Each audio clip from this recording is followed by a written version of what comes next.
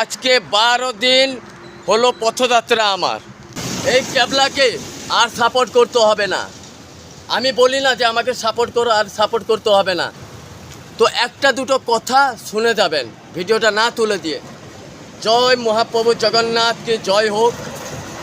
তো প্রথম কথা হচ্ছে, আমরা যে পথযাত্রা করি সাইকেলে, কেউ হেঁটে, কেউ স্কিটিং করে, আমরা বলি কেন সাপোর্ট করতে? আমাদের ভিডিওটা নতুন মানুষের কাছে পৌঁছালে, আমরা নতুন রাজ্যে ঢুকছি, তখন ওই মানুষ আমাদের ভিডিও দেখে কিছু সাপোর্ট ওইসব মানুষের কাছে আমরা পাবো।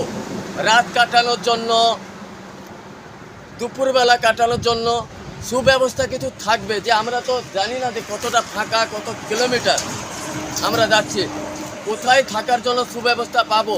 তো ওইসব মানুষ আমাদের ভিডিও দেখলে যদি আমাদের থাকার জন্য সুব্যবস্থা করে দেন, ঠিক আছে?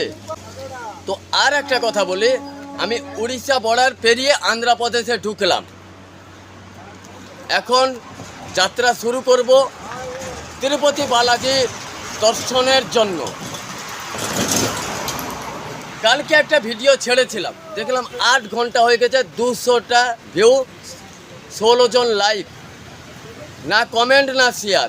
বন্ধুরা, নেট খরচ হচ্ছে না, একটা কমেন্ট আর একটা শেয়ার করে দিলে, আমরা তো অর্থ চাই না, তোমাদের এই দুটো কমেন্ট আর শেয়ারের জন্য আমরা ওখান থেকে অনেক কিছু পাবো সাপোর্ট।